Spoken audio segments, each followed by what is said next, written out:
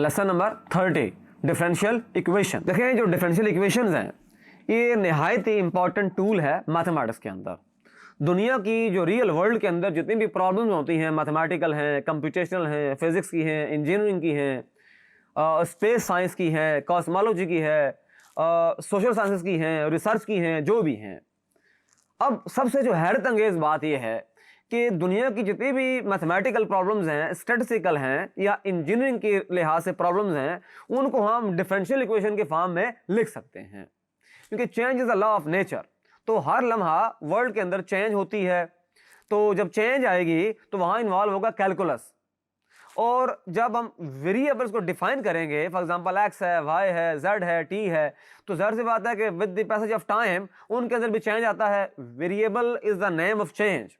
तो जब चेंज आएगा तो एग्जांपल ये है, फॉर एग्जांपल से है कि अगर एक्स वेरिएबल है तो उसके अंदर जो चेंज है वो डी एक्स है, वाई वेरिएबल है उसके अंदर जो चेंज है वो डी वाई है, यानी डिफरेंशियल इक्वेशन इन्वॉल्व हो गई। ऐसी इक्वेशन जिसके अंदर डी एक्स डी वाई आ जाए वो होती है differential equation. Differential equation an equation containing at least one derivative of a dependent variable with respect to an independent variable.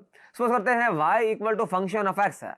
अब x जो है ये इंडिपेंडेंट वेरिएबल है और y जो है वो डिपेंडेंट वेरिएबल है, वो डिपेंड कर रहा है x के ऊपर। तो जब dx और dy आएगा तो जाहिर सी बात है वो इक्वेशन जो होगी वो डिफरेंशियल इक्वेशन बन जाएगी, यानी कम से कम एक डेरिवेटिव उसके अंदर आ जाए। अच्छा, ग्राफ के अंदर फिर चीजें हैं। डिफरेंशियल इक्वेशन को अगर देखा जाए स्पेस के अंदर तो इस तरह का ग्राफ बनता है, रीजन बनता है। बहुत इंटरेस्टिंग टॉपिक है, इसको हायर लेवल पे भी आप स्टडी कर सकते हैं। ये देखें Y D Y over D x plus 2x equal to 0 है, ये पहली डिफरेंशियल इक्वेशन है। And X D 2y over D X 2 plus D Y over D X minus 2x equal to 0, जो पहली वाली इक्वेशन लिखी हुई है उसके अंदर एक डेरिवेटिव इन्वॉल्व हो रही है, यानी first order derivative D Y over D X. ये चैप्टर नंबर 2 में आप पढ़ चुके हैं कि ऑर्डर डेरिवेटिव क्या होता है, first order derivative, second order derivative, third order derivative and so on. लेकिन जो सेकंड इक्वेशन है आप देख रहे हैं d2y ओवर dx2 इन्वॉल्व हो गया, तो ये सेकंड ऑर्डर है डेरिवेटिव है, आर कॉल्ड डिफरेंशियल इक्वेशंस। अच्छा, order of A differential equation, the order of A differential equation is the order of the highest derivative in the equation. For example जैसे इसके अंदर फर्स्ट ऑर्डर डेरिवेटिव है तो इसका order 1 है, और अगर इसके देखें यहाँ सेकंड ऑर्डर डेरिवेटिव है तो ऑर्डर क्या है 2। जब dy ओवर dx होगा ऑर्डर 1, जब d2y ओवर dx2 इन्वॉल्व होगा ऑर्डर 2, जब d3y ओवर dx3 इन्वॉल्व होगा order 3 and so on. Order 100 भी हो सकता है, 1000 भी हो सकता है और n भी हो सकता है। तो इसको सॉल्व करना होता है। डिफरेंशियल इक्वेशन को हम इस लेसन में सॉल्व करना सीखेंगे कि जो डिफरेंशियल इक्वेशन है उसको सॉल्व है किस तरह से करते हैं। The solution of the differential equation is the relation between the variables not involving the derivatives which satisfies the differential equation. इसको सॉल्व करने का तरीका है हम सीखेंगे।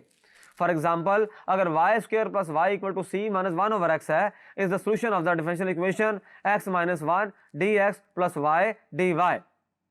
देखें ऊपर उसका दिया हुआ सोल्यूशन, उसके अंदर डी एक्स डी वाई नहीं है, और जो इक्वेशन है उसके अंदर जो गिवन इक्वेशन थी जिसको हमने सॉल्व करने के बाद वो निकाला, उसके देख रहे हैं आप कि डी एक्स भी है और डी वाई भी है। There are two types of solutions for the differential equation. One is the general solution and other is the particular solution. एक होगा जनरल सॉल्यूशन और एक होगा पर्टिकुलर सॉल्यूशन। जो जनरल सॉल्यूशन होगा उसके अंदर आएंगे कांस्टेंट ऑफ इंटीग्रेशन, एक भी आ सकता है, दो भी आ सकते हैं, तीन भी आ सकते हैं। लेकिन जो पर्टिकुलर सॉल्यूशन होगा उसके अंदर कांस्टेंट ऑफ इंटीग्रेशन को हम रिमूव कर देंगे, यानी उसकी वैल्यू को फाइंड करके पुट कर देंगे, वो पर्टिकुलर सॉल्यूशन होगा। अभी सॉल्व करते हैं। एक्सरसाइज है 3.8, question number 1, part number 1, X D Y over D X equal to 1 plus Y. Solution हमें गिवन है, जो हमने यहां पर शो करना है, उसको फाइंड करना है, वो यही है। अच्छा, यहां पर हम एक मेथड यूज करेंगे, सेपरेबल मेथड। ये डिफरेंशियल इक्वेशन को सॉल्व करने का बहुत मशहूर किस्म का और आसान मेथड है, सेपरेबल मेथड कहते हैं इसको। इसमें इस तरह से होगा कि x वाले टर्म जो होंगी उनको हम अटैच करेंगे dx के साथ, और y वाले टर्म जो होंगी उनको अटैच करेंगे dy के साथ। एक साइड पे होगा dx, दूसरी साइड पे होगा dy। डी एक्स को भी न्यूमरेटर में होना चाहिए और डी वाई को भी न्यूमरेटर में होना चाहिए। अगर डी एक्स न्यूमरेटर में नहीं है तो उसको शिफ्ट करें न्यूमरेटर में, फिर हम उसको इंटीग्रेट करेंगे। आइए इसको सॉल्व करते हैं। ये देखें, इसका सॉल्यूशन है,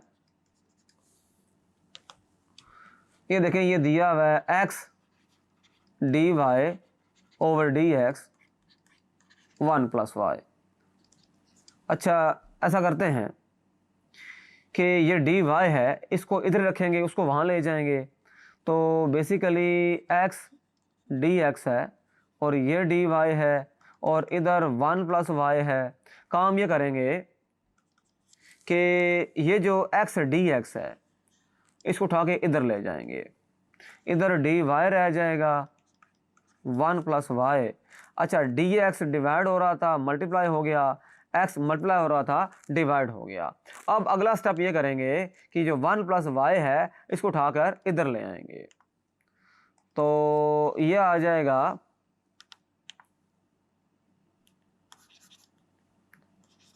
D Y over 1 + y D X over X. ये देखें, सिचुएशन ये है कि 1 + y आ गया, ये डी एक्स हो गया, डी वाई हो गया। देखें, डी वाई को भी हमने ऊपर रखा है न्यूमरेटर में, डी एक्स को भी हमने ऊपर रखा है न्यूमरेटर में। डी एक्स जो था वो लेफ्ट साइड पे था, इस तरह से हमने उसको एडजस्ट किया। तो अब इसको इंटीग्रेट कर दें, दोनों तरफ इंटीग्रल ऑपरेट कर दें, D Y 1 + y integral D X. अच्छा, फार्मूले हम पढ़ चुके हैं, फार्मूले बड़े सिंपल से हैं, आपने बात को समझना है। इधर वेरिएबल y है, डिफरेंशियल भी y के रिस्पेक्ट से है, इधर वेरिएबल x है, डिफरेंशियल भी x के रिस्पेक्ट से है। उधर y वाला फार्मूला अप्लाई होगा, इधर x वाला फार्मूला अप्लाई होगा, तो ये सिंपल बन जाएगा natural log of 1 + y is equal to natural log of x और नेचुरल लॉग ऑफ c कर दें। चूंकि लॉग ही अप्लाई हो रहा है इसलिए हमने कांस्टेंट के अंदर भी लॉग को ही शो किया। वैसे भी लिख सकते हैं c विदाउट लॉग, लेकिन ये जरा एक बेटर तरीका होगा लिखने का। तो क्या आंसर बनेगा, लॉग ऑफ ये एक्स सी, क्योंकि मल्टीप्लाई हो जाएंगे। लॉग के रूल आप पढ़ चुके हैं, लॉग के रूल हमने क्या पढ़े थे, because natural log of a natural log of b log of a b आ जाएगा।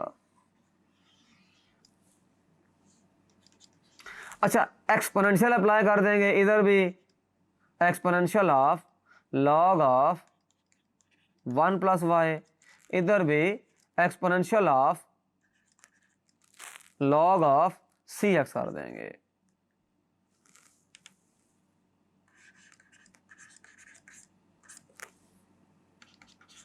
अच्छा, अब ये चीजें कैंसिल कर देगा, इसको ये इसको कैंसिल कर देगा, तो 1 + y equal to C X. This implies y is equal to C X minus 1। तो यही हमारे पास, देखें आंसर क्या था, जो आंसर हमें गिवन था सी एक्स माइनस 1 था, बिल्कुल ठीक है। तो यही हमारे पास आंसर आ गया। ये इसका स्टेप बाय स्टेप तरीका था। इक्वेशन, डिफरेंशियल इक्वेशन हमें गिवन थी, वो किसी भी फॉर्म में हो, उसको हमने सेपरेट कर दिया, x को dx के साथ अटैच कर दिया और y को dy के साथ अटैच कर दिया। ये करना जरूरी है, इसे कहते हैं सेपरेबल मेथड। अच्छा, इसके अंदर एक और क्वेश्चन है, क्वेश्चन नंबर 1 का ये एक और पार्ट है, इसको देखें, हम सॉल्व करेंगे और इसका आंसर ये आना चाहिए। देखें, dy है और इधर y² है, इधर dx है, तो हम ऐसा करेंगे कि dy के साथ उसको अटैच कर देंगे और यहां पर dx ऊपर चला जाएगा और नीचे e⁻−x है। अच्छा, इंटीग्रल ऑपरेट कर दें, dy है बेसिकली,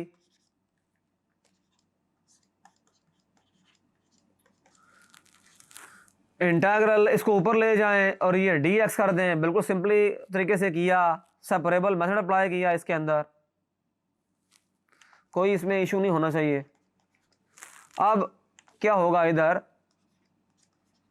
tan इनवर्स ऑफ है y हो जाएगा, और integral of e power x होता है e पावर x, और यहाँ c आ जाएगा, कांस्टेंट ऑफ इंटीग्रेशन आ जाएगा। बिल्कुल सिंपल है। क्या रखिएगा, इंटीग्रल 1/1 प्लस एक्स स्क्वायर अगर dx है तो वो tan इनवर्स ऑफ है x होगा। अगर y है और dy है तो tan इनवर्स ऑफ y होगा। अगर थीटा है d थीटा है tan इनवर्स ऑफ थीटा होगा। अगर t है dt है tan इनवर्स ऑफ t होगा। अगर z है dz है tan इनवर्स ऑफ है z होगा। और e पावर x का जो इंटीग्रल होता है वो e पावर x ही होता है। तो ये सिंपल हो गया। अच्छा, tan इनवर्स है उधर ले जाएं तो tan of e power x plus c इसका आंसर आ गया। यही हमें प्रूव करना था, यही हमें गिवन था, ये इसका आंसर है। तो डिफरेंशियल इक्वेशंस हमें गिवन थी, उनके ऊपर हमने सेपरेबल मेथड अप्लाई किया, x को अटैच किया dx के साथ, y को अटैच किया dy के साथ, इंटीग्रेट कर दिया, आंसर आ गया। Thank you.